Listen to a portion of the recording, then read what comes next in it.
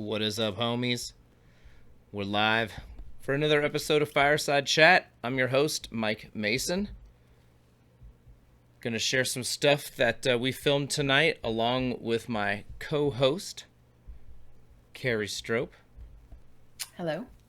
How are you this evening? Oh, God. Cheers, everybody. Welcome to Tuesday night with Fireside Chat. All right. Good save. The wine thing was a lot cooler than the whatever. But you didn't like the guns. We're not here to judge. All right. We're just here to have a good time, homies. Yeah, what we're here to do is share some incredible heat with a really nice guy, the homie Austin. He goes by Flash Glassworks. In the past, he also went by Wallace Lake Glassworks. So if you're familiar with that, this is the same homie. Guys, he is the name Flash. I was like, did they give you this name because like you work really fast and clean? He was like, nah, nothing to do with that, but I do, sort of thing. Nah, he was pretty humble about it, but like, seriously, this dude works. The high skill level, and he really does work very fast. Like the Flash name is, even if that's not where it came from, that's what you're gonna see. So yeah, we've got an amazing two-piece Sherlock coming up here in just a bit. There's just a couple of things I wanted to chat with you guys about. One of them is this Ryan McClure, a Millie artist that I really respect. Man, his work is so clean. He was one of those cats when I got into it that I was like, man, I want my work to look that clean. What does it take to look that clean? Turns out it takes a lot of, patience and really taking the time to get this down and taking your time to lay those lines and to cook them in cleanly and to get all the mechanics down and the heat's right so that you can cook those lines in without disturbing what's below. All that stuff. I mean, I don't know. Like, you guys should go take this class if you're anywhere near Colorado. Shout outs to the homies of the Colorado Color Company. These are really cool cats as well. I had the pleasure of crossing paths out in Denver for the Champs show out there, and they were super nice. And yeah, they sell tubing, and they cut it all to the same length, so you can kind of tell how thick it is by the weight. I thought that was neat for a color company. You always get kind of more random lengths from most of these line tubing companies. Anyways, that's that. Pipetown's still happening, dogs. I'm going to throw a shout out to there. I heard they snuck me in there somehow, some way. It's probably really? Something embarrassing. I don't know. I don't know what the deal is. But huge shout out to Eli Mazzei and Joaquin Herrera, the homie. Joaquin Ramon Herrera, the proper name, Esquire, or whatever. Yo, guys, we do have a fun giveaway later. Speaking of that show out at Champs, I grabbed some goodies and then threw in some other goodies from all these trips I've taken lately. Pipe Classic, stopping out to see the Stoked homies. If you're anywhere near Connecticut, guys, you got to stop through Stoked. They have a chill-ass studio up top if you're a glass melter, if you just want to see some sick-ass work. I mean, the downstairs is like being in a museum. It's dope as hell. Man, the OCB homies were nice. Everybody's nice, but yeah, they gave me these cool sticker packs with like holographic stickers and crazy shit. And there's a few pins in there, all that good stuff. A mood mat. Shout out to the mood mat company, you guys. The Mike and Jerry and the guys who run that are all super chill, and I see them at more of the shows now. They're just always super nice. If you want to have mood mats for your collectors or your work, man, definitely talk to them. They're super fucking cool. And, maybe they'll be like a Glass Central or a Torch Talk mood mat. I don't know. But, yeah, they're super nice dudes. And, man, I just want to give them a shout out since I saw their pin there. Anyways, all right, so we'll do that later. Let's do what we came to do. Glass Central Station, baby, that's me. And with a help from some of these companies, you guys, it's just not possible to get to all these shows. With the plane tickets, the hotels, the freaking, the hard drives every year. There's so many little random things that just require purchases here and there, and it all adds up. And these companies, and then you guys pitching in on Torch Pass, that's $5 a month over on the Patreon thing. I'm dropping some really fun stuff there 6 months ahead of time. This is one that what we're going to see tonight. The bulk of this has been on there for 6 months now. So that's the idea. And yeah, I just wanted to take a minute to acknowledge all of these companies. They're the ones that are helping me get to all these shows and making it possible to do this week after week and essentially provide our industry with comprehensive coverage. And yeah, here's an example of it with a really cool cat, Flash. And this is filmed at the Champs Masters, which is a competition for people who won at other Champs competitions throughout the year. So this thing is like a circuit that, that people kind of work their way up to, and they had to win somewhere to get here. And some of these cats, that we follow at Atlantic City, the games there, the games in the summer in Vegas, and then the games, just for example, in Denver, I was out there, and they had a marble game where everybody had to bring a set of marbles that they made, and then they played for fucking keeps, yo. This was like fucking schoolyard rules. Fucking, you were knocking homies' marbles out, that's your marble now. And, yeah, shout out to Jess Durfee, the homie. He has apparently dominated this competition for a while now. Anyways, that's how they get into these things. Let's talk about what's happening here. The homie has gotten a blank here, essentially, and he's building out towards the can of the Sherlock. And this encalmo technique, we'll see him do this a few times, so we don't need to, like, rush into it. He essentially cooked that last section back and then carefully opened the hole and then added this next section. And he's doing pretty hot seals and such. But now he's going to put that dang heat into this section that he added and let it all kind of cook back. And just pay attention to the timing here, where he puts the heat in, gives a little puff. Puts some more heat in, gives it a little puff. It's not like a race, but he is definitely sinking that heat in there, giving it that second to even out, and giving it that puff. This dude, I'm not joking, I was mentioning earlier, he's very fast. Like, you've really got to be, like, paying attention here to see what's happening when he works. A lot of guys will let it sit out a little bit longer, and they'll give it a couple of puffs. Man, his hands are so even, and he is really pushing the limits of what can be done here. But it's because he's soaking super even dank heat into what he's doing. He knows it, he trusts his hands, he trusts the heat, and he just puts it in and then comes out, gives it just a second to settle, and then gives it that puff while he's still moving. And I've watched him do this now. There's another incredible demo that we'll share down the road where he made this amazing snorkel bubbler with, like, section after section. So I've watched him do this quite a bit now, beyond just what we're seeing here. And, I mean, he just a super clean worker. Look at this thing. It looks like that fucking blank is chilling in a lathe. And these are the things to notice and, maybe strive for in our own work. And here it is. So he popped that hole, a small hole, and then he gives it that ream, really even, but he opens it to the size that it is on these little tubing sections that he has pulled down for this purpose.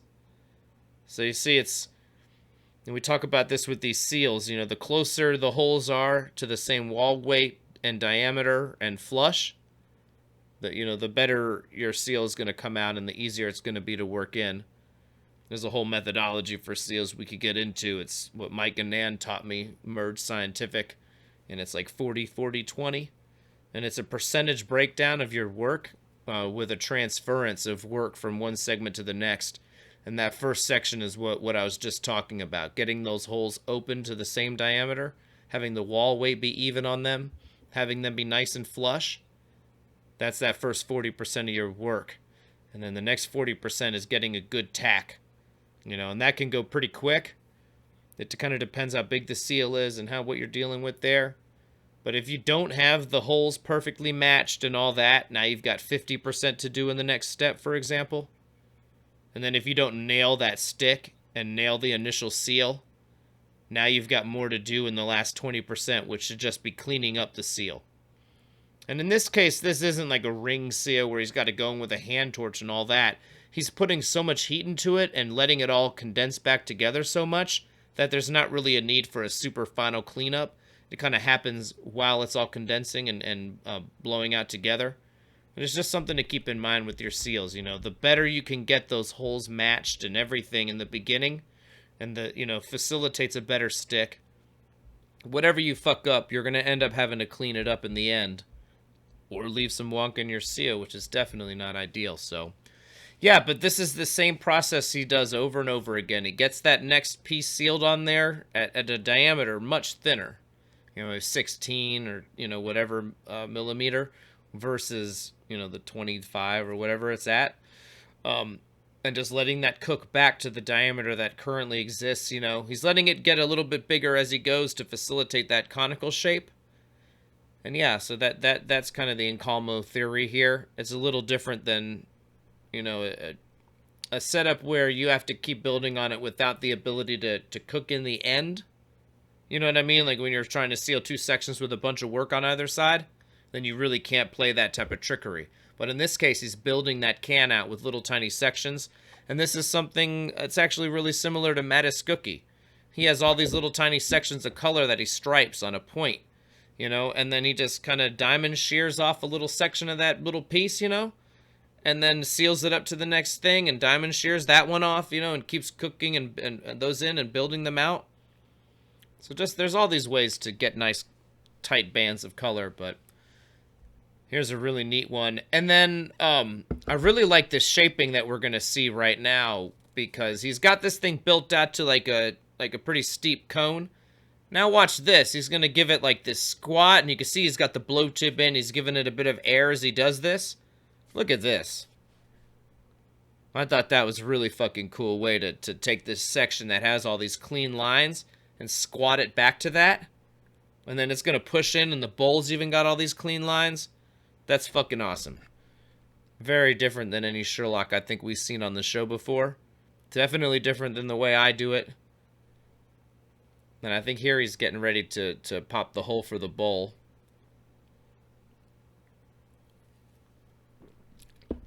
And yeah, I'm sorry we didn't see the whole, he took some green tubing, and kind of tapered it or whatever, and then started adding sections. But this was Champs Masters. Me and Carrie were there trying to film 40 people at the same time. So this was one where I noticed what was happening, and I was like, Carrie, please stay with this homie. And so yeah, big ups, Carrie. This is another one that you shot. There's a tiny bit of footage from me at the end, but yeah, this is yeah. I was mentioning the sponsor thing, not to get caught up on that, but events like this, we sincerely benefit from having two camera people, because while Carrie was doing some longer length stuff here, I'm around getting the quicker hits that we need of the other 39 people in the construction phases of their pieces, sort of thing, to make, a comprehensive special at the end and really do justice to all these artists. And I was mentioning in the chat before the show, for example, I've already paid for our flights for me and Carrie and Whitefire. Carrie got me and our flights home, but you get the idea. I'm buying all these things months in advance now, and being able to cover the tickets for the right people when we need them. And Whitefire, he comes out to Glass Vegas, and he filmed the Dock Glass demo, Lace Faces demo. We have so much amazing stuff because of when the homies are able to come with me, and you can't expect people to take days out of their life, 3-4 days out of their life, man, when they're working artists too. So to at least be able to cover their flight out there so that we can enjoy that, that's the sort of thing that these sponsors are making possible, and then you guys pitching in on Torch Pass. So not to get hung up on that, but I just got to acknowledge it. It's amazing to have this support and to be able to make these calls when I think it's the right thing, and to have these homies with me, so that we can enjoy stuff like this. So anyways, all right, back to the shit. Yeah, here he's getting that end section ready to be pushed for the bowl. He's got a nice little hole pop there. Here we go with that push. That's a great shot, Carrie. I think Austin worked really well with the camera. Yeah. Yeah, he's like a bit of a human lathe. not to be down on anybody or whatever. It's just, man, some people, like somebody out there is gonna be like, well, they're talking about me, but some cats just move around a lot more. The homie here, he's look at how he stayed. He just moved up and over a little bit, and when you're filming artists, it's like you kind of figure out where an artist like their tooling zone and their marver zone, and and some cats though are just fucking. It's a dance, they're having It's like an improvisational ballet. And the one time they do the tooling, like they're flying up and over, and another time they're coming down in this way, and I respect it, man. They're obviously having fun, but that is so much harder to film. And sometimes when I have to make a decision about who we film, if it's going to be a situation where we can only pick one, and I can look up footage of them, or I've worked with them before, and I'm always going to choose the guy who stays a little bit more still, because I know that's what's going to give you guys a better view in the end. So don't get me wrong, man. We make it work. But I can imagine it doesn't help the artist as well, though. It's economy of movement. Perhaps, but you take somebody like Max, Two Drains. Man, he's having a fucking dance party. Yes, he is. You know what I mean? And man, he's having the fun and engaging, his mind and heart and reaching into that, like that flow state or whatever. Okay, check it out though. Let's shut up. Let me shut up rather. And he's closing this off and he's popping a hole where he's gonna get ready to do the seal for the 2-piece Sherlock. Just so you guys know what's up. I will not forsake thee when the knowledge is needed. But yeah, no. So he popped that hole and now he's gonna widen it and give himself a little bit of a lip there. Some seals, like ring seals and stuff, you don't want a bunch of extra material because it'll make this big nasty wall there. But in the case of the 2-piece Sherlock, you want to give yourself a little bit of a lip to seal there, so you don't necessarily want to remove material. I'm big on remove material from your seal, but this is a case where you actually want to leave that material and make that smaller hole and then ream it out so it's got that little bit of a lip. And that gives you a little bit of an area to connect to. You don't want it to be too close to the other piece. That gets difficult to push out and...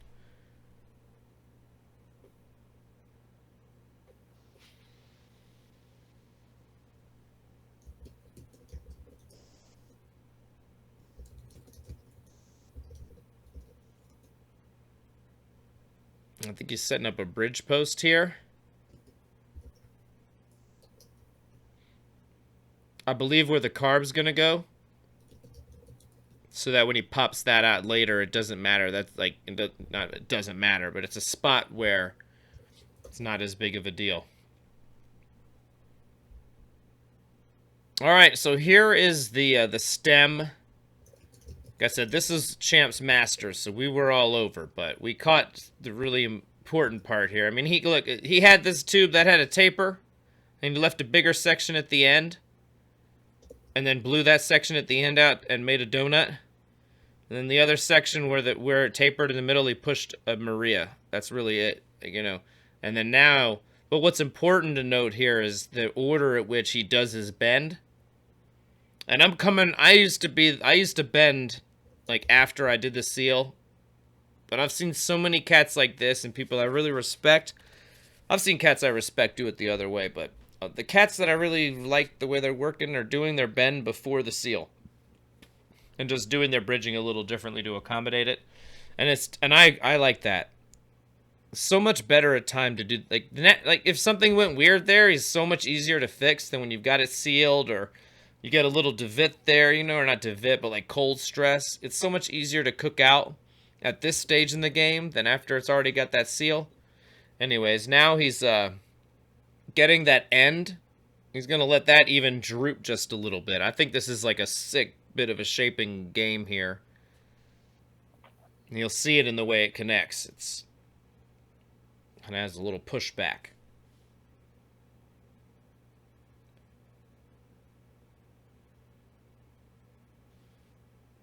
See that how it kind of comes up just a little bit at the top where it's going to seal, and that gives a little bit of an angle off. And where you pop this hole makes so much difference in terms of the finished angle of the Sherlock. So Really just pay attention to that.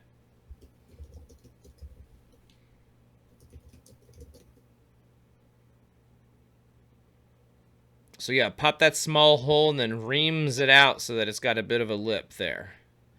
Same deal. And he's going to open it to the same diameter as that other hole.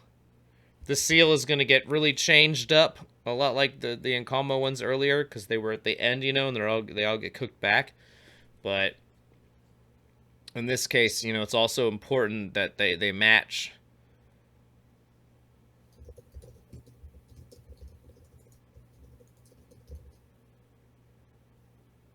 Even amount of material. All right, so he did a quick tack there. And now he's checking the angle. And now he's going to bridge that seal up and really get down to business.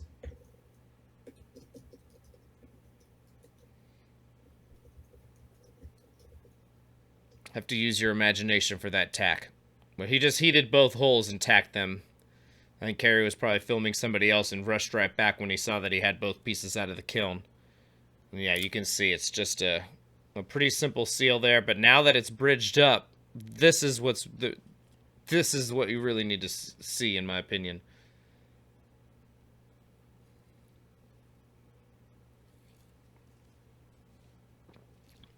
And you know, I'm really of the mind that I don't like that bowl pushed before, because it's, you know, you got some air out and it makes it harder to puff on that seal.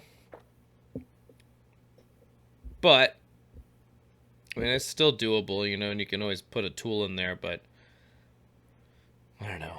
It's more fun to me when I don't have to deal with that, you know, pushing extra hard. You just have more control when there's not, you know, air in there. See, he's having to use a tool to get that initially puffed out. But it regardless. And then I don't know if some of you guys who have watched like every episode or whatever, back in the day, there was an amazing episode with Matt Murtha and Egon Glass where they did like a Sherlock with a hand on it. And there was a really neat trick where the homie had like a little stopper, like a piece of glass that he bridged into the bowl. So the bowl was being stopped up by a piece of glass that was attached to the bridging. So he was just able to, you know, pull it out once the seal was done. So there is kind of a way to have the best of both worlds, which is pretty sweet. But yeah, here he is. You know, and this seal is just, it's some trippy shit. In my opinion, this is the type of seal where you really have to, you know, have the ability to soak heat evenly into both sides and really pay attention to where the glass is flowing, and, you know, use gravity and timing and air pressure at the right time to really let that material kind of cook together. And kind of, and I mean, it goes from such a, you know, these two distinct things, and that whole bottom needs to round out. It's quite a bit to do, but let's just remember that the glass wants to be round. And if you cook this glass together and let it get really hot on both sides to the point that it's flowing together, and give it air at, you know, in the right times after you really see that it's soaked in, and let it flow. It's a tough one, man. I feel like I'm fucking selling y'all rocks in the deadlot or whatever. Like, well, you just have to feel the flow and da-da-da-da-da, and the vibes of the universe will speak to you. But no, I mean, it really is just a thing of response time. You have to see where the glass is hot, where it's flowing to, where it needs to flow to, and watch how it puffs out. And, you know, through repeating this process of soaking heat into the seal and into the area that you want to affect. And then the other thing is that you don't just want to focus on that seal. You need to let heat bleed away from it so that a tapered amount of glass moves when you give it these final puffs, if that makes sense. If you just heat that seal, it's going to look pretty fucking whack. And yo, look at the homie Christopher back in the back, looking sharp as a tack. Fucking, he's the homie. Christopher Gage back there. Big ups. He's Peter Gage's son, one of the owners. Really, really sweet dude. And he's struggling out there. If y'all would keep him in your thoughts, that would be tight. But yeah, alright, he's going in on that crux in the middle there. That can be one of the touchiest parts, is that the little bend in the middle. And you know, some guys like to pull material away from that before they do the seal. You know, he gave it that angle such that it was a pretty smooth, you know, like trajectory angle there. So he didn't have to play those games. But it is a touchy part of the seal. And the bottom, where you're trying to let all this glass like flow down around and gravity pull it down and turn into this beautiful, sexy shape, you know, or whatever. In that process, the middle there often gets ignored a bit, you know, because it's just hard to focus on that little crux there, that little U-bend, when you're trying to get the bottom to shape out all sexy. So it's just a matter of priorities. But now, as long as it doesn't get all fucked up or anything, you can go in there and hit it with a hand torch or going with your Lynx laser mode. Man, I even like to grab a graphite rod, and I'll just slide that in the middle there and help accentuate that curve. Like the graphite rod that I see, you know, like matches where it should be. It might be just the tiniest little thing, but man, it just gives it that perfect little whoop. And that's what's up. And now he's going back to the bottom. That final sexy shape. It really is just over and over and over again, soaking that heat in there. And just, I mean, I'm really, while I'm doing it, I'm thinking about molecules of glass flowing from one side to the other. You know, if that makes any sense. And I'm really just, I'm thinking about how I've initiated flow and how I'm maintaining flow and where it's flowing to and where it's flowing from. Where I need to add heat next to keep it flowing the way that I want. And I'm sorry if this sounds abstract, but you know, once you're in that cut, just you'll see what I'm talking about. It's like a fucking game. It's fun. And look at that. He moved all that. And yo, we got a special guest appearance from Saki Bomb's cat. What? This is the type of magical thing that happens at Champs. She was just wandering by, and I was like, I gotta get some footage of this cat. So, there's your cat moment for the show. And then, okay, so I call this episode Pipe Making. Because the homie's about to make a fucking Mario pipe. Like, not only did he make that 2-piece Sherlock smoking pipe, he's also making a Mario pipe here. And, okay, it's a pipe. But I thought this was such a neat thing. Okay, so he had this tapered piece of tubing, and he just soaked all this heat in there and puffed out that section. And now he's rolling it on the Marver and using the cold section to match that diameter. Yo, this is the same thing that I've been doing for sleeves, for tubing, for honeycombs, for anything.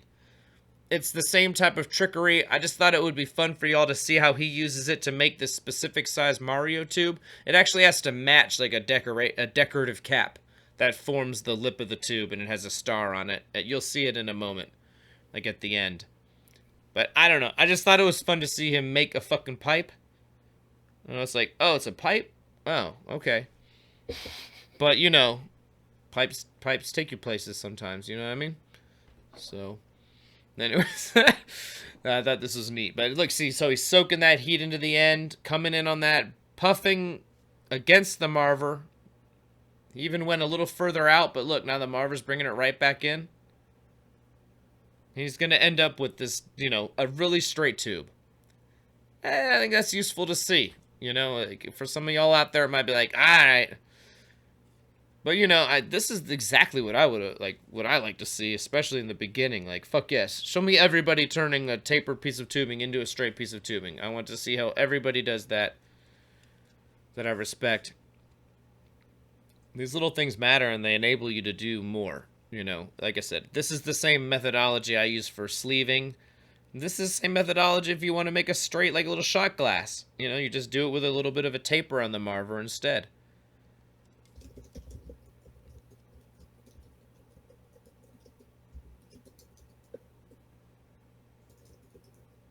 So yeah, I thought this was fun. And then there's some more parts that'll be coming up here. Some interesting seals and drains on the recycler. So from here, it becomes a bit of a highlight reel whenever we happen to be wandering by and catching cool shit. And, I mean, for those of you guys who have watched, like, the Champs Masters special, this is, like, an extended cut, you know, of the homies segment. this is pretty much everything we have out of the piece that he made. There's a few other little clips that might make it, but I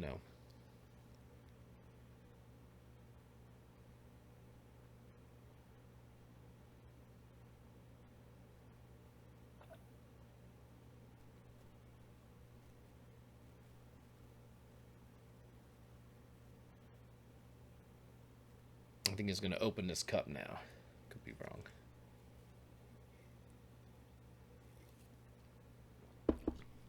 We're talking oxygen and sales channels in chat. Okay. All right. Yeah, sorry, I'm on narration duty. Otherwise, I would love to chat with you guys. Shout outs to everybody who was in the chat last week. I was driving home from that Denver Champs show, and there's zero data for me on the way. Like it's out in the cut. So I don't know. But in my heart, I knew that you guys were having a party together, and I was at peace. Aww.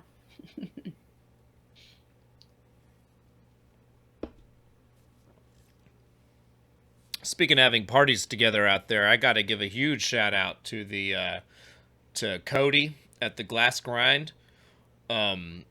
She put together an incredible collector's dinner for like Shaka Glass, Hick Dog, Shayla, Gus Glass, Tony Casey.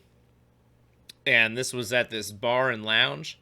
All right, check this out, guys. He's going to widen this up and kind of use the Marver to open it up to a really flat lip. So if you want to make like cups, anything like that, Q-tip cups, whatever. Just I think this is useful. I know it's a little rudimentary, but it's really cool, and I think it's super useful to see how somebody opens a tube to a really straight diameter. But okay, that collector's dinner was amazing. It was like a Kappa's Lounge. It's across from the hotel there where Denver Champs is, where everybody stays. Excuse me. And it was like it had super legit Polish food. Schnitzels, like, whoa. No joke, like incredible, huge platters of meats, and it was incredible. I felt like we were like straight up in Europe or something. It was beautiful. And then they had an Airbnb where they had the collector's party afterwards, where everybody like that I mentioned had a really awesome display of their work. And outside the porch was like all this amazing hanging stuff. It looked it was magical. And the motherfucker had a hot tub. And I know I know some of you guys saw me in this hot tub because I was hearing about it from people like, oh, we saw you on Hetty Hawaii's Instagram. We saw you on Hick Dog's feed. But I mean, dogs, if there's a hot tub, why are you not in it? And that's just the deal. So anyways, that party was beautiful. Like I'm pretending it's about the setup, but it was really about the people. It was beautiful people that showed up. In addition to all the artists I mentioned and Cody, it was like, just an incredible crew of cats from the games that came through. It was one of those parties that wasn't too big, but wasn't too small. Put it to you like that. So yeah, if anything like that happens next year, at the risk of blowing it up, come on out to Denver and definitely come to that party. It was such a beautiful time. Shout out to my dog Derek Mitzel Glass, who came out, man, and lured him out from South Dakota or whatever. So many cool people came out that it was just a pleasure to kick it with and to meet. And yeah, check it out. This was a Goomba, as you can tell. But I thought it was neat to see the way that he flattened the feet and made it stand up. So yeah, like I said, we're in like the highlight reel segment of the homies' Masters entry. But it was all kinds of cool stuff like this that we caught him up to. I thought y'all might like to see this. It's not just Mario that does the stomping.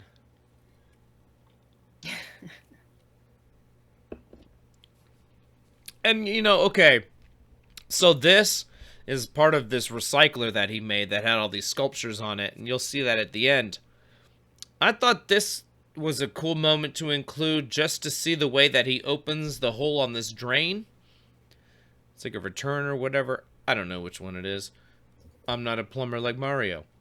But I thought, okay, see how he's opening this hole and he's opening it at the angle that he wants it to connect to the piece? I thought this was really worthwhile. So that he's like watching it and watching the, the air as it expands the interior wall or whatever. And now he's going to pick that glass out. Here's one of those seals where you do need to get that glass out of the way, so that it can connect to an open hole on the piece.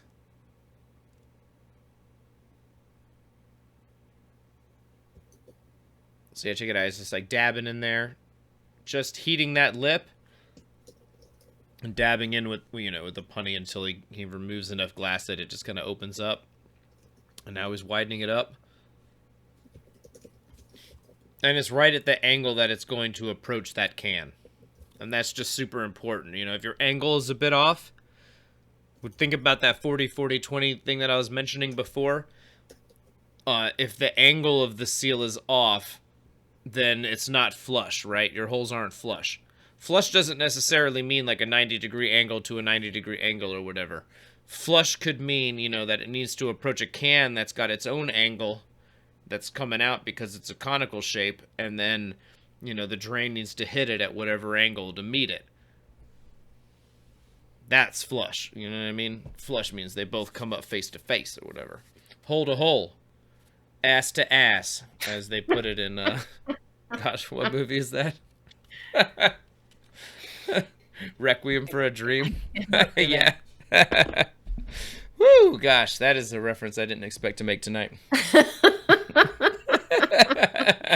Are you sure?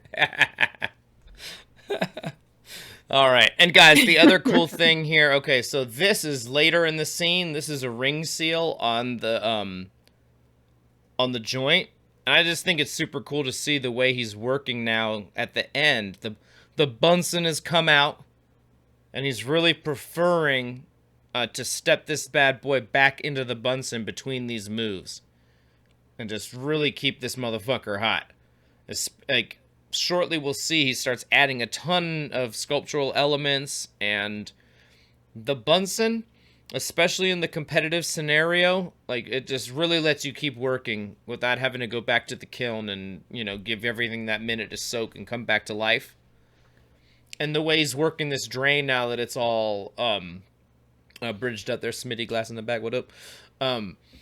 He is just really taking his time to work that seal in, and seals like this, where it's like these drains or tubes that are connecting at these different angles and this and that. It's like a miniature version of that two-piece Sherlock, where you have to see where glass needs to flow to.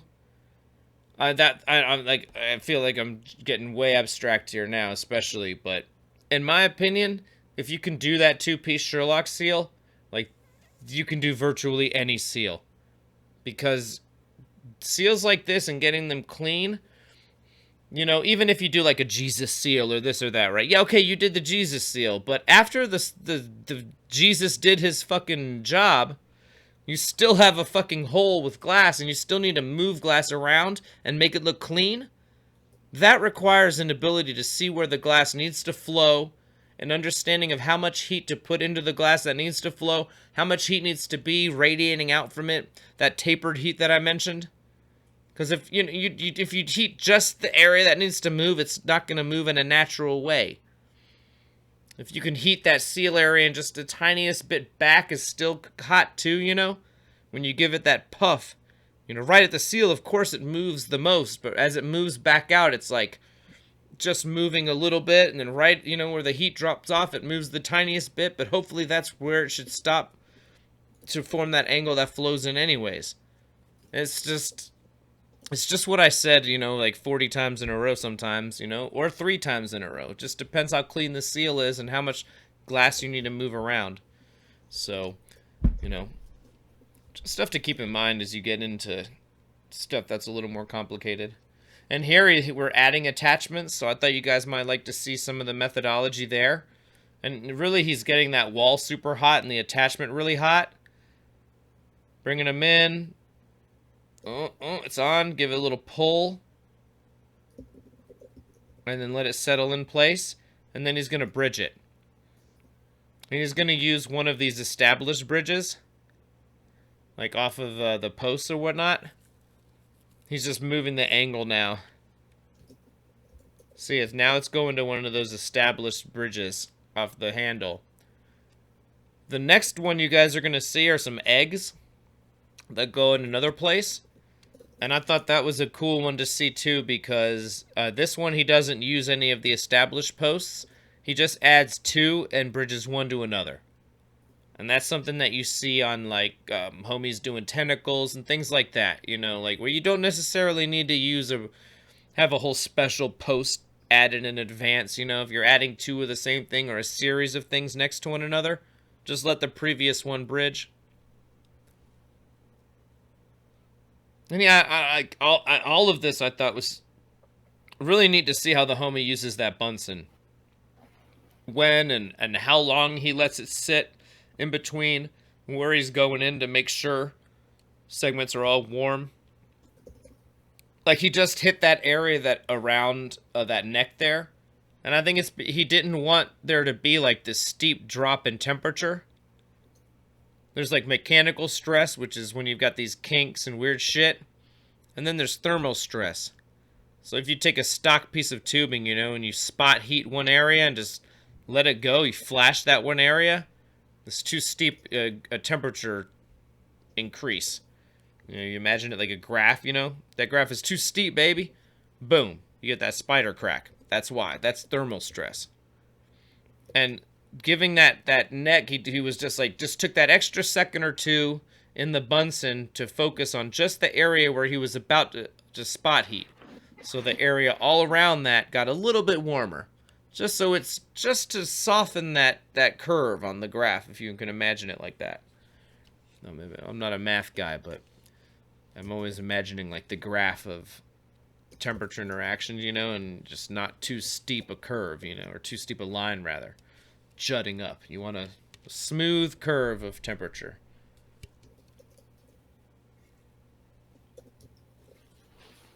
I mean, that's half the magic of Boro and shit, right? I was talking with some friends just the other night about like how soft glass is capable of huge things and this and that, you know, and I was like, yeah, that's definitely true. Soft glass is capable of amazing things that we can't do in Boro, but I was like, but don't forget, you know, soft glass guys, man, they think that we're working with fucking magic, because Boro can take these huge temperature changes and shit that would never survive in a soft glass scenario. It's a grass is always greener on the other side kind of thing. But, you know, Boro is kind of magic in its ability to resist these temperature changes, and that's how we get away with so much, but at the same token, it's not fucking magic, so. And then here's the homie mouthpiece in this thing. He got the blow tube off, you know, and now he's just in a controlled fashion with it in the tongs. Those look like the official N8 tongs, the real shit. Just peeling away that glass. And he's going to let that cook back as even as possible by just rotating back and forth. You know, you saw like when he pulled that little bit of glass off, it wasn't perfectly even because where the glass pulled from at the end left just a little more. But that's why he took that extra time right now. It's just like back and forth, back and forth, back and forth. And that all cooked back a bit and it gathered. Glass wants to be round and even. So he just let it gather and then reamed it. And now he's giving it a push. And that whatever difference was left, because he pulled away most of it anyways, you know, it wasn't that much, but that's what it is. Just take that time to let it gather back. You just don't want to let that hole close up or whatever, and then you've gathered too much, obviously, but that's the idea there, though. Let that motherfucker gather back a bit. And they're using that just to give it that nice flat profile. Really can't hurt to do that. And that's a cool fucking piece. The Sherlock is fucking sick, but that thing is like, woo! Oh, yeah.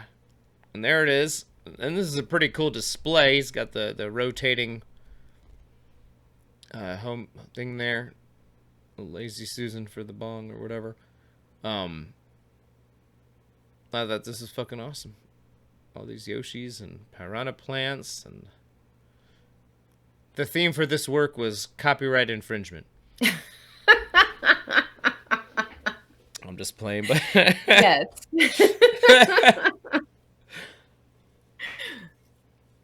Now this is what it was. I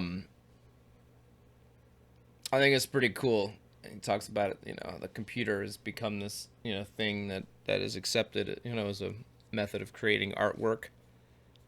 I don't know. I think there's some corollary there to how pipes are finally being accepted as a palette for artwork or whatever, or a canvas for artwork.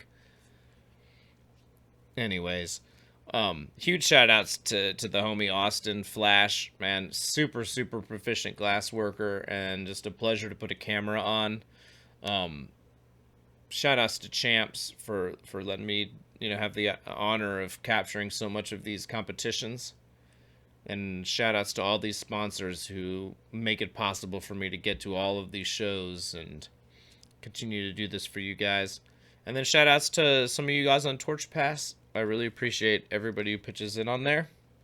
And yeah, sorry to take a moment away from the glass, but this really is there's so many random expenses involved in getting to all of these shows and taking the time to edit these things and do this right. So I really appreciate y'all's understanding and appreciation for these companies that make it possible. So yeah, man, whoo, that was tight. We've had some people in chat that haven't been around for a while. Okay, well, welcome. I'm glad you're here with us now. They're back. This is what's up. You should scroll Torch Pass real quick. Yeah, okay, well, I can do that.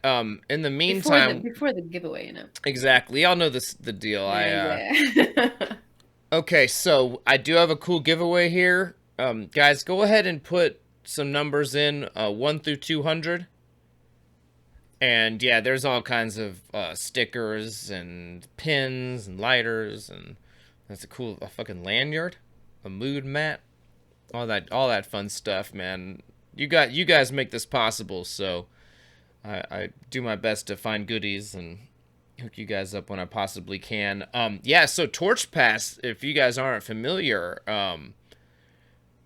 Torch Pass is where I drop some fresh heat, usually about something once a week, and I've been doing this since January. I've been doing the Patreon thing for years, but Torch Pass is much more defined.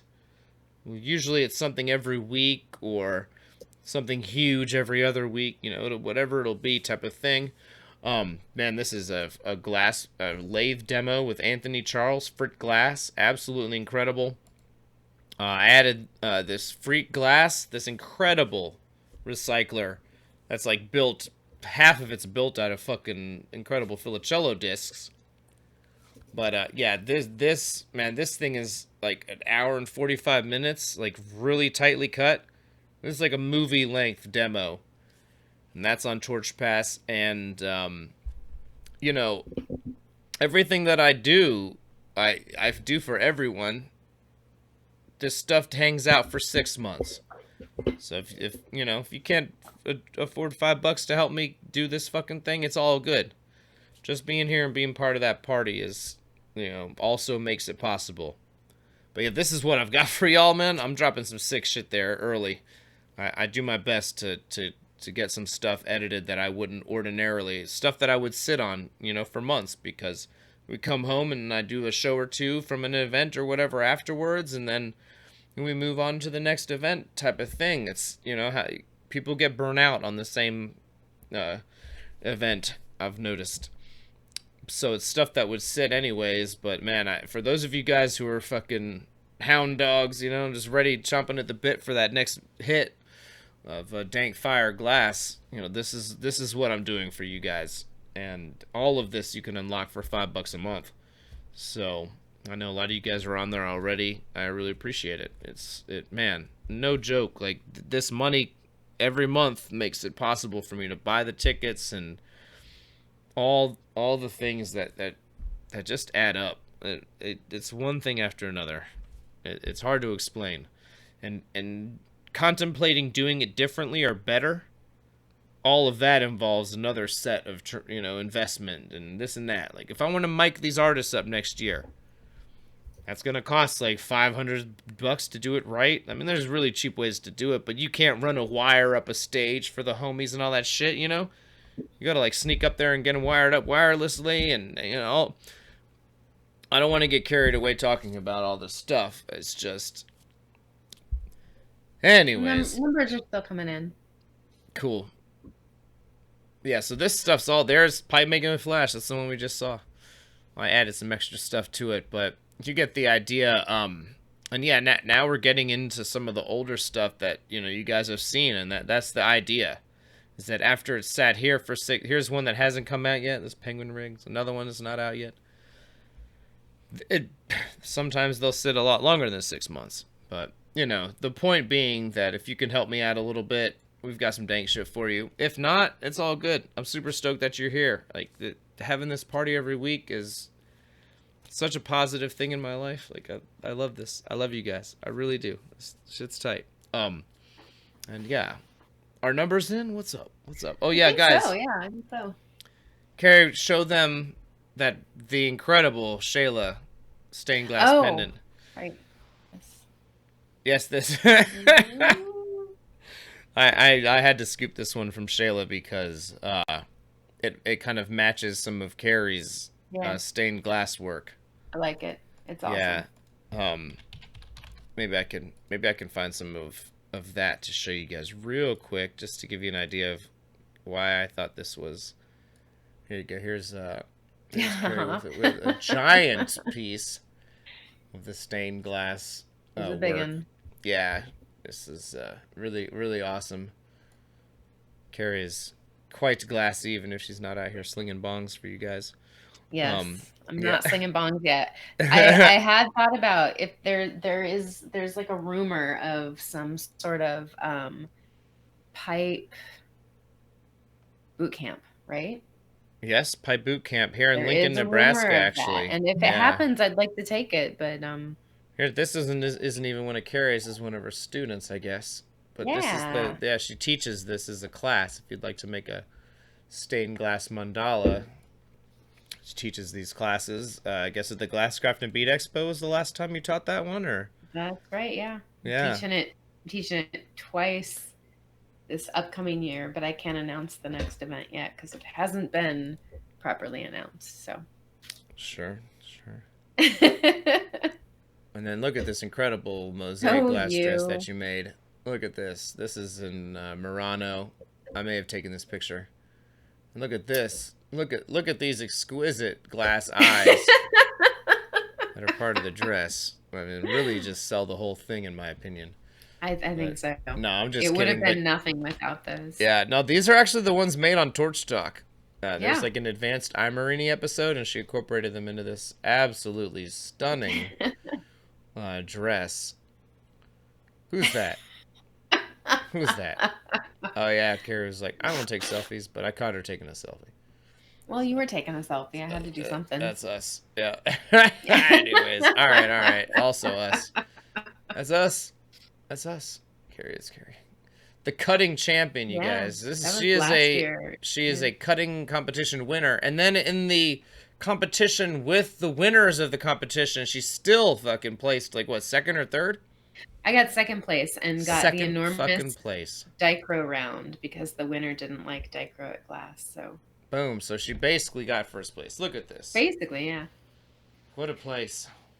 What a woman. I got it. Oh, you. You're so sweet, my baby. I gotta dig that out of the box. That I need to start looking at again because the next fashion show's in Seattle, 2021.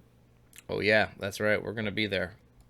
And if you're gonna be at the Glasscraft and Bead Expo, I intend on showing that dress. It hasn't officially been accepted or entered into the gallery, but I think it's gonna place. Okay. I think it will too. All right. Are all the numbers in? I think so. All right. Guys, don't forget about this if you're in Colorado and want to learn Millie, November 2nd and 3rd. What's up? There was a question earlier about this class. What class? How this one that you're speaking of. Okay. How beginner could you be to take this class, do you think? What skills should you have to take a class like this? Millie is Millie is like a trippy thing. Um, a lot of it is like how comfortable you are in your hand skills. You know, a lot of it is like pretend this zip ties your color rod. You know, like how comfortable are you? You know, doing this with glass over and over again. That sort of thing. I mean, like, and you have to do this while controlling your positioning in a flame, and like, if you can do that, like, it's on, baby. Like, I wouldn't throw a total beginner into this. I think if you have a year or two in, you're probably ready to climb the Millie Mountain. I know I jumped into it about a year in. I feel like I kind of shortcutted that because I did like graphic design and digital art and product development, and I was like constantly tracing shit with a mouse. Like I swear my wrist is like same fucking sensitivity. Like like when I was striping glass, I was like, holy shit, wait a minute, striping glass is fucking easy. Like other things are not as easy for me, but like striping glass, I was like, no way, man, my wrist is trained to do this, baby. This is just like tracing something in Photoshop, man. Hell no. Um, I really so much of Millie comes down to that, and then the other thing is Millie is kind of like a big, you know what I mean? Like if you're like 6 months in and you're only doing like little tiny beads on a mandrel, I don't know. It's maybe wait a little longer. I don't think you need to be like some super expert. I just wouldn't come into it as like a outright beginner. That sounds intimidating to me. I did that and I kept up, but just barely. You know what I mean? Like, Well, did you it's learn a lot though? Do you think it oh like yeah, pushed yourself no, and definitely. But you know, I didn't go in. I had already spent like 6+ months doing hardcore Millie that I learned from like Micro Paul Steffen from his webinar, and then like all the Lauren Stump demos that were online. So I'd like already done a bunch of pulls and all that. And it makes me think like, okay, if you are on the more beginner side and you really want to take this class, maybe get that Paul Steffen webinar. It's $89, Micro's webinar, or watch. I have a component based Millie episode of Torch Talk where it's like multiple episodes where like I make a component and then build the face around it and then combine those into a pull. On that episode, watch Lauren Stump's demos and maybe do like a little bit of a practice, like make a little component eye and then build something around it, and you know, and just maybe play with the mechanics of building a more solid hunk of glass, you know, pulling it down. Just fuck with it a little bit, you know, and see if it's like completely horrifying. And then you'll know. But, you know, that's a great question. I wish we could ask Ryan or like Ben Thomas, the homie. There is a post about it in Torch Talk, so I think it might be worthwhile asking that question, and those guys can answer you directly. That'd be my take, though. Like, if you're, like under a year, I'd be like, are you really serious? Have you been really busting your ass? You know what I mean? Because somebody's 1 year can easily be another person's 6 months, or 3 months even. You know what I mean? So it's like, how hard have you really hit this? And then from there, it's like maybe play around with some of the more simple ideas. Like we all start with an iMilli, so maybe look at some of the iMilli demos that I've done. I know I've done like some simple ones, and then like that one we were just looking at on Carrie's dress. That's a demo on Torch Talk where like I make the pupil, roll it in layers of frit, and then stripe it out, and then do all these alternating layers of frit. If you can do those things, if you can make like a halfway decent eye cane, you're fucking ready. You're definitely ready for that class. So that's what I would suggest, maybe. Long answer there. It took me a minute to figure this out. If you can knock out an icane halfway decent, you're ready to take that class and step up to the next level. So yeah, check out some icane demos and play with that shit. Our numbers in? Are we ready to like do a thing? Because we do have a I giveaway, think like all this so, dang yeah. shit. Were there any other questions? I Oh. Spaced out for a little bit while I was blushing, so I think I caught up. Oh, Carrie. I'm blushing over there, whatever. Yeah. No, your work is super, super awesome. You're a super glassy homegirl.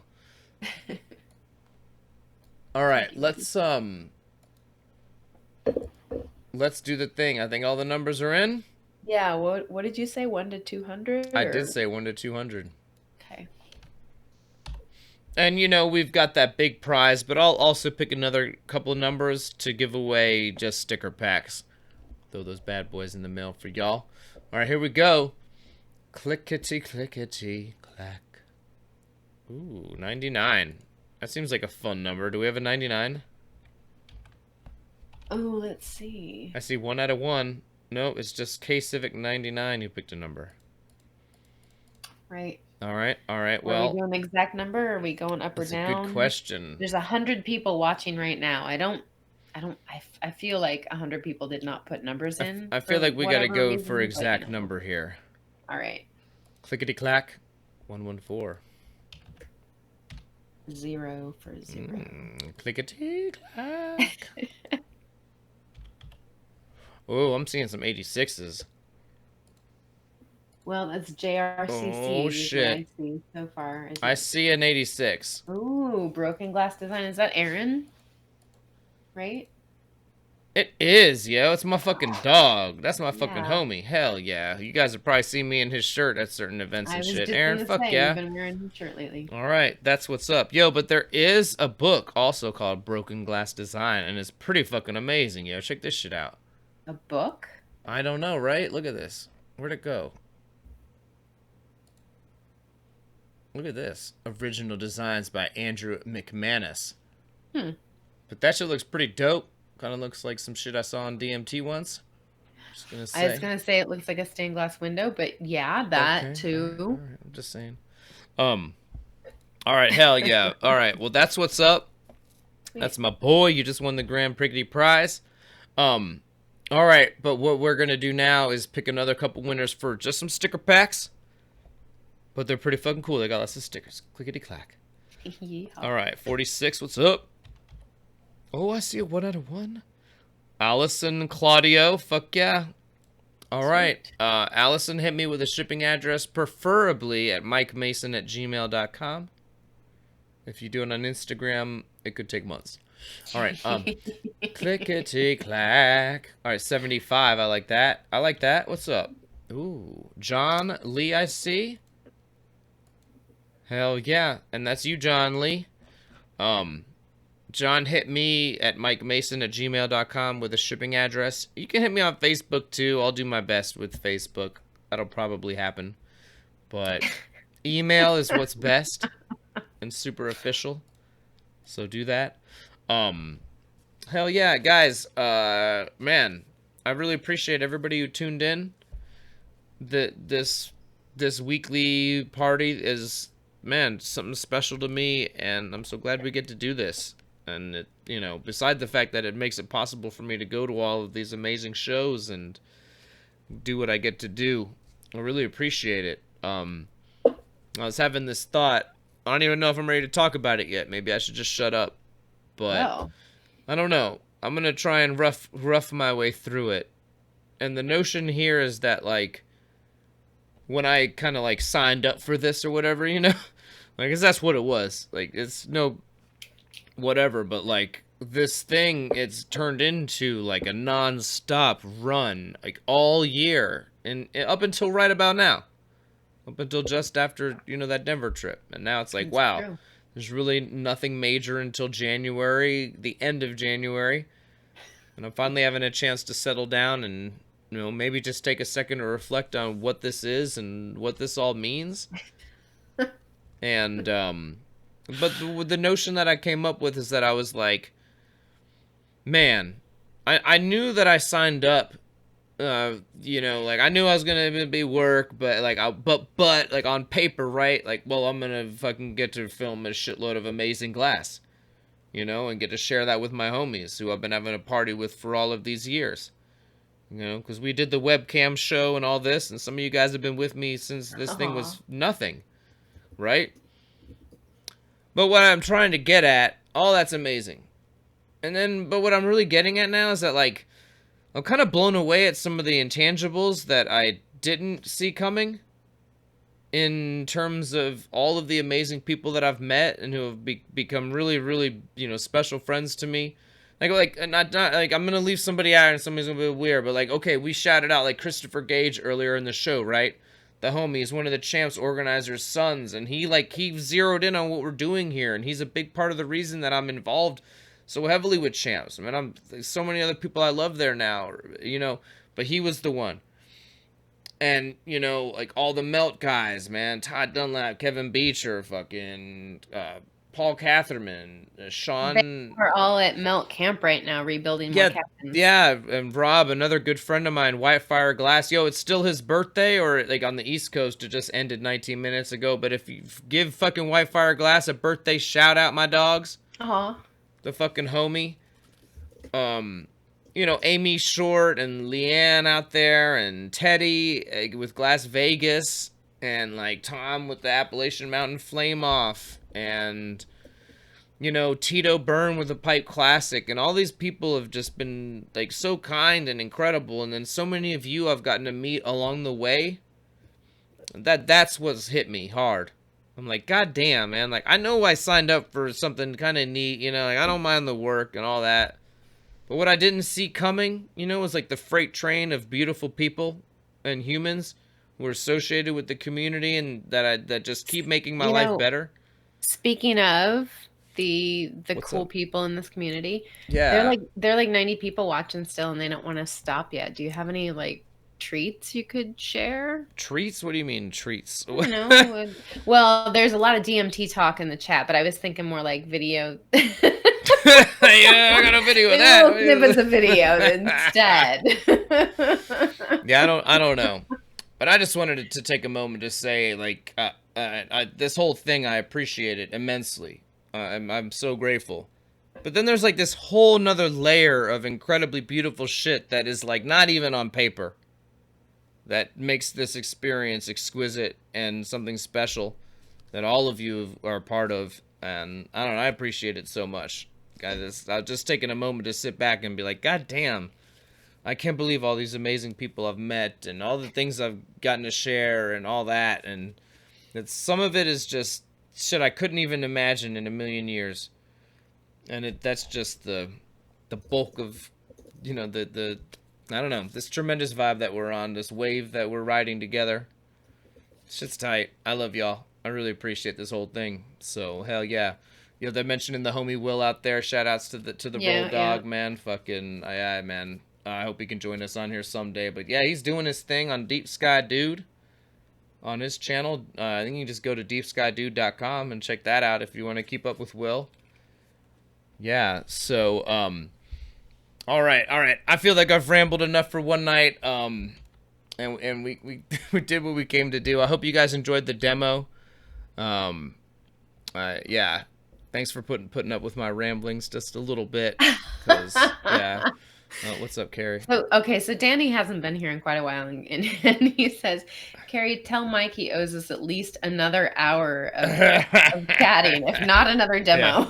Yeah, Danny, I'm sorry, dog. We don't do that like 3-hour thing anymore. Yeah, no, not tonight. Some nights we go pretty deep in the paint, but tonight I feel like we came up, we did to do, and Lord knows I think you guys have heard enough of my rambles. I start to get a little self-conscious even mentioning some of this stuff, but at the end of the day, it's like we have to tell the people we care about the positive things that we think. So pardon me just a moment, but this is some shit that's been like coursing through my fucking mental veins or whatever. Like, this shit's tight, and I can't believe how many amazing friends I've made along the way, and what a positive community has sprung up around all of this, and that we get to just have a fucking party together every week. Shit's tight. I really appreciate it. This is awesome. I'm gonna bid y'all good night there. I'm gonna send it up to Carrie to truly send you guys off. Thanks. Yeah. Carrie's crying over there because Okay. it's just so sweet. I'm gonna send you over to Carrie. Watch her Yeah. cry. No. Put the. All right, there she is. She's ready. All right. Say good night. Thank you all for joining us Mom. for another fireside chat. Yeah. Much love, homies. Good night. You guys were cracking me up in chat. Yeah. Fuck yeah. Peace, Thanks. homies.